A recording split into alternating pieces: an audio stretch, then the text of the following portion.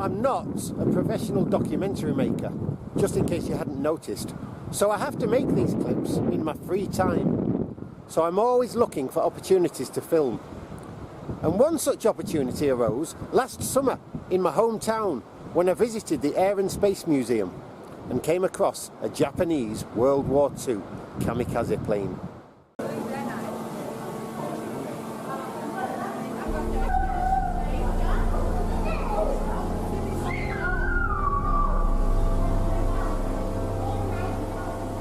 Kamikaze was actually an English nickname given to these pilots.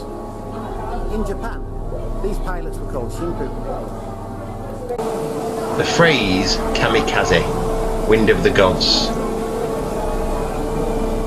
has a history in Japan. It goes back a lot further than the Second World War.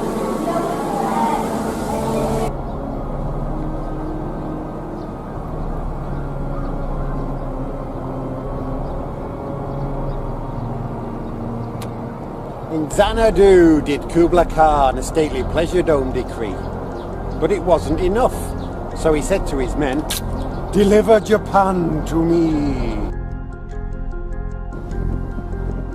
In 1268, it looked as though Nichiren's prophecy was about to come true as emissaries from the mighty Mongol leader Kublai Khan arrived, demanding Japan's submission. The Kamakura shogunate, though, didn't panic and didn't capitulate, and their leader, the regent Hojo Tokimune, began plans for Japan's defence. A lot of questions are thrown up by Kublai Khan's decision to demand Japan's submission, not least, how did Nichiren know he was planning to invade if Japan didn't submit? More of that later. But why, for the first time in recorded history, did a power on the Asian mainland decide to attack and invade Japan? We can glean part of the answer from the journal of one of history's most famous travellers who happened to be in the Mongol capital at the time.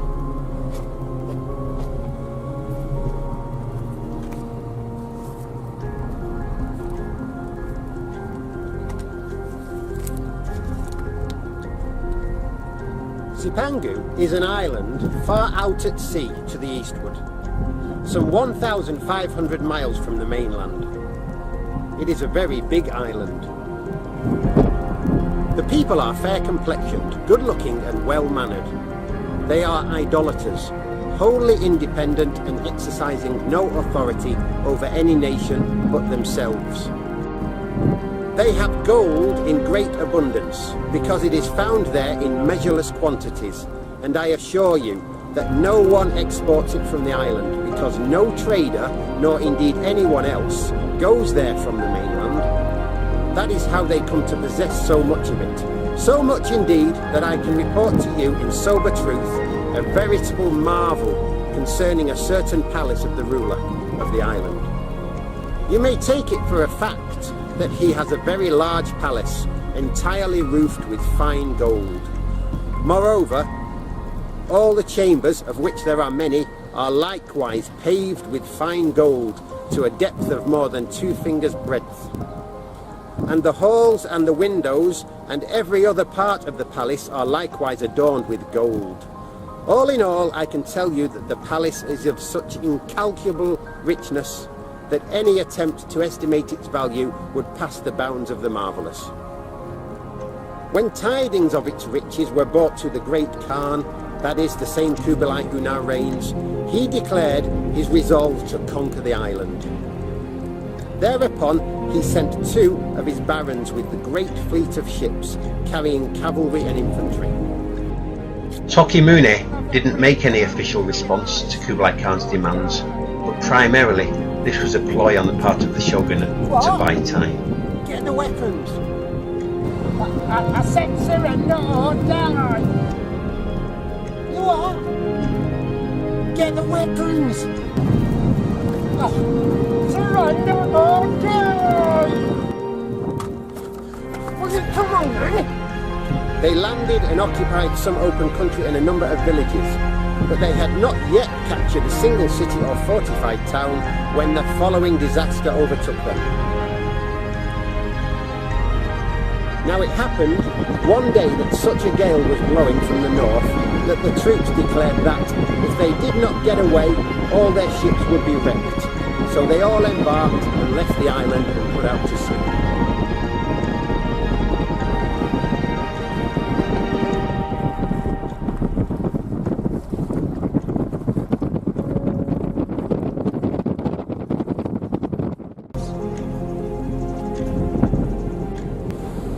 The Mongol threat had been averted, but the danger wasn't over. Kublai Khan, determined to get his hands on Japan's gold, whether real or imagined, sent new emissaries to the shogun's court, offering Tokimune the title of King of Japan if he would submit to Kublai Khan. Tokimune responded by beheading the emissaries at Ryuko-ji. Incensed, Kublai Khan amassed an invasion force 3 times larger than the first, which set sail for Japan in 1281. The shogunate and the samurai of Japan, defiant and now well prepared, waited for the Mongols to arrive.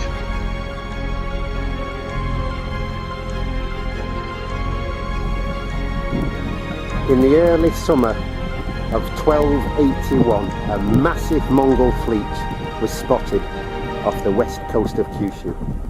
But this time, Japan was ready.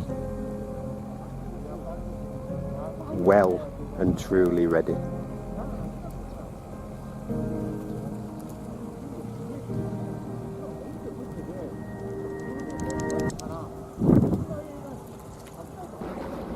History books record many occasions when walls were built to keep out tribes of marauding Asian horsemen.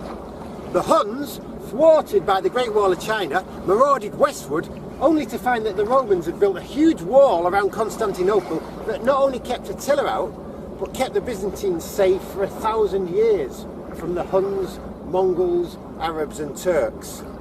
And when the Mongols finally did overrun China and Korea and expanded eastwards, they landed on the shores of Japan only to find, yes, another wall.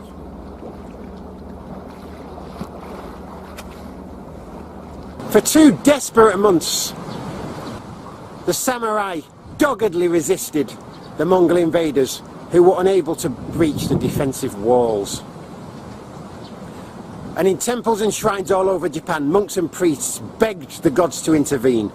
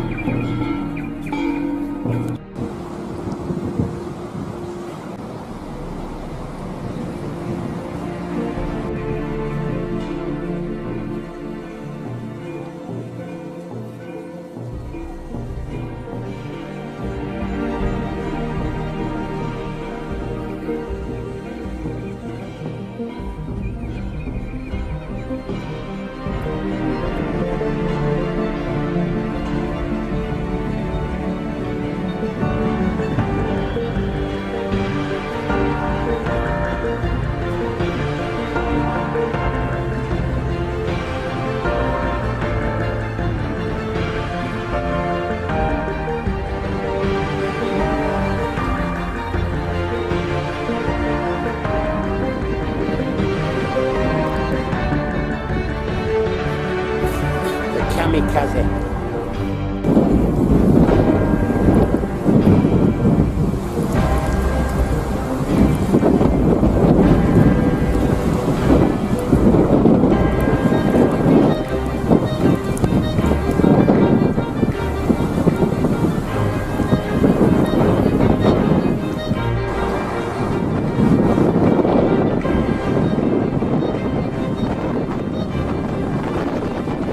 On August the 15th, 1281,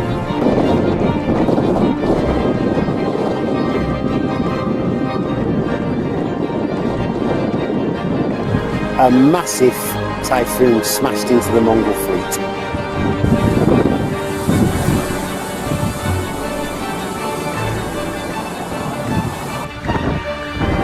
Many Mongol ships in Hakata Bay were broken like matchwood as they were thrown together by the force of the typhoon. Others were churned by waves as high as 3 men, and the Mongols who weren't drowned, who were blown onto the beaches, fell prey to exultant samurai who massacred them.